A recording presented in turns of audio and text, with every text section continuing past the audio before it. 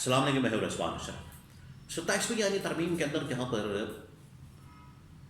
عدلیہ کے متعلق بہت اہم ترین فیصلہ کیا گیا اور عدلیہ سے سپریم کورٹ آف پاکستان سے ان لوگوں نے فیڈرل کانسٹیٹیوشن کورٹ نکال دی، یعنی کہ وفاقی آئینی عدالت نکال دی، اور اس میں آپ کو پتہ ہے ججز کو ڈیوائڈ کر دیا۔ کچھ ججز آئین اور قانون کے ساتھ کھڑے ہو گئے، کچھ ججز انہوں نے مراد کو پسند کیا، عہدوں کو پسند کیا، ان کو ترجیح دی۔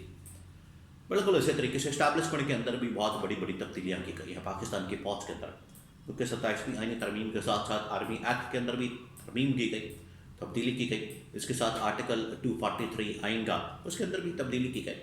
تو اس کے بعد ایک پورا نیا اسٹرکچر جو ٹاپ ملٹری کمانڈ ہے پاکستان کی فوج کی، اس میں بڑے پیمانے پر تبدیلیاں کی گئی ہیں، اور اس کے اندر یہ چیز شامل ہے کہ جو موجودہ army chief general Asif Munir ہیں، وہ نہ صرف اب ڈیفنس فورسز کے جو چیف آف ڈیفنس فورسز بن جائیں گے، یعنی تمام کے تمام جو پاکستان کی ڈیفنس فورسز ہیں ان کے سربراہ بن جائیں گے، فیلڈ مارشل بھی رہیں گے، بطور فیلڈ مارشل بھی کام کریں گے، سربراہ بھی بن جائیں گے، اور اس کی مدت جو ہے نئی 5 سال مقرر کر دی گئی ہے، یعنی کہ اب 2030 تک army chief general Asif Munir وہ ایک قسم کے آرمی چیف بھی ہوں گے، فیلڈ مارشل بھی ہوں گے، چیف آف ڈیفنس فورسز بھی ہوں گے، تمام ایئر فورس نیوی کے سربراہ بھی ہوں گے۔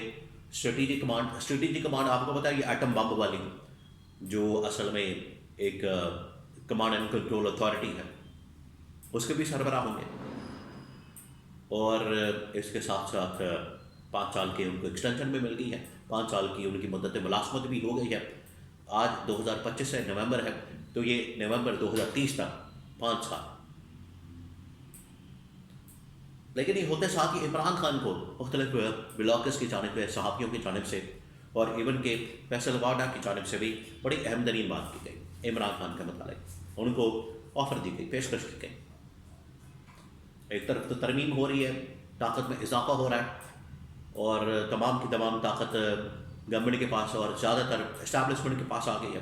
اب اسٹیبلشمنٹ بڑی مضبوط ہو گئی ہے، ان کی اپنی مرضی کے ججز ہے، پوری کی پوری عدلیہ، اور اسٹیبلشمنٹ کے اندر اپنی مرضی کی تمام چیزیں۔ اس کے بعد اسٹیبلشمنٹ بہت طاقتور ہو گئی ہے، بہت زیادہ۔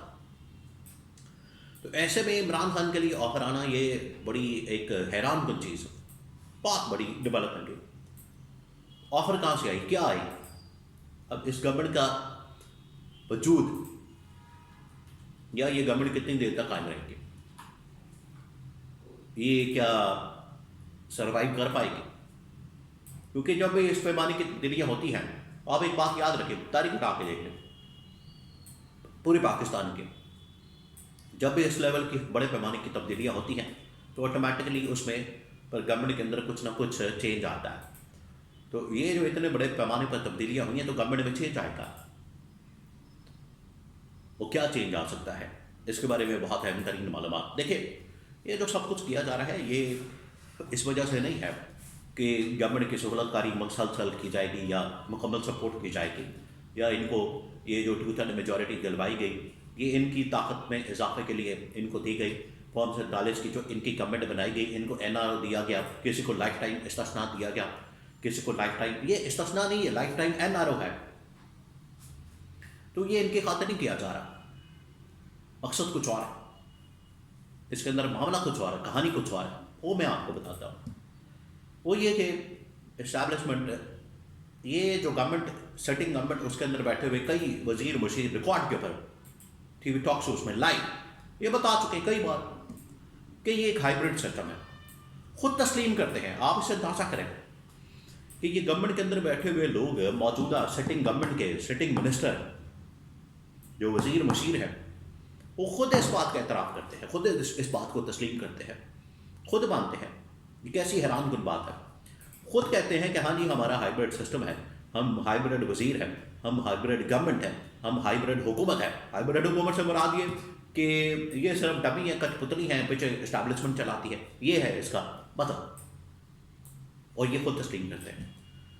اس کا مطلب ہے کہ اس ترمیم کے ذریعے اسٹیبلشمنٹ اور طاقتور ہو گئی، تو یہ والا ہائیبرڈ سسٹم اس کو جب مرضی نکالتے ہیں، جب مرضی فارغ کرتے ہیں، جب مرضی گھر بھیج دیں، نیا ہائیبرڈ سسٹم لاتے ہیں، نئے لوگوں کو لا کے بٹھا دیں، کیونکہ ان کے پاس کام کرنے کو تو ہے کوئی نہیں، اور اگر ان کو کوئی ٹاسک دے بھی دیا جائے، ذمہ داری، کوئی کام، تو آپ یقین کریں گے وہ بھی نہیں کر سکیں گے ڈھنگ سے.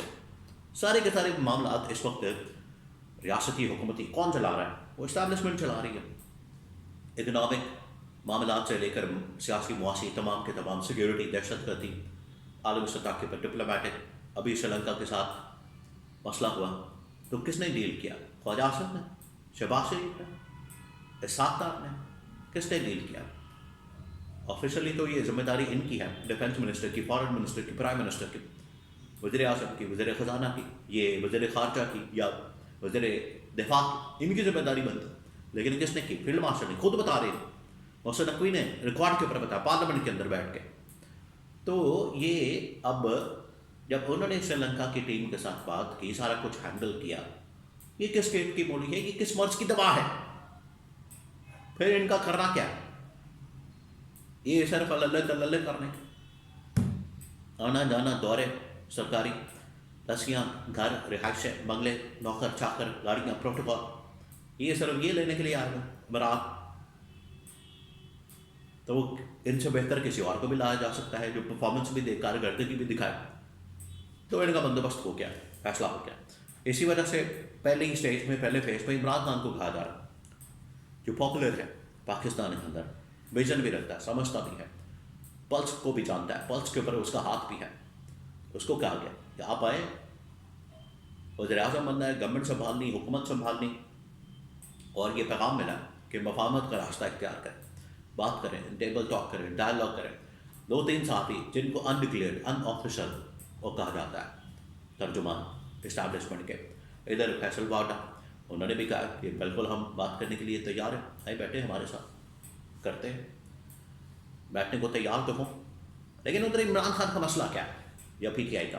اور اس میں بھی Imran Khan, P T I تو خیر اب لیڈرشپ جو باہر موجود ہے کیا کرتی ہے، اتنے نادر موقع آنے کے باوجود اگر وہ اس سچویشن کو کیش نہ کر سکے. عمران خان ہوتا ہے کہ عمران خان ان کو تکنی کا نام سے نچا دیتا اس معاملے کے اوپر. اور بھی بڑے معاملات ہیں، مسئلے ہیں، اس کے اوپر بھی عمران خان ان کو تکنی کا نام سے نچا دیتا. لیکن عمران خان کو یہ آفر قبول ہوگی؟ بالکل نہیں. عمران خان یہ ڈیل والا جو معاملہ ہے وہ عمران خان کی ڈکشنری میں نہیں ہے. بات کریں، میرٹ کے اوپر انصاف کریں، فیصلے کریں، تب عمران خان کے لیے قابل قبول ہے. مینڈیٹ کو واپس کریں، اور عمران خان آپ کو راستہ بھی دے گا، آگے کا ویژن بھی بتائے گا، ڈیل کرنے کے معاملات بھی سمجھائے گا، عالمی سطح پر آپ نے کس طرح سے چلنا ہے. تھریٹس بہت، چیلنجز بہت ہیں، اور اس گورنمنٹ سے تو کام نہیں ہونے والا. اس لیے اس گورنمنٹ کو ریپلیس کرنے کا کم از کم بندوبست اور انتظام کیا جا رہا ہے.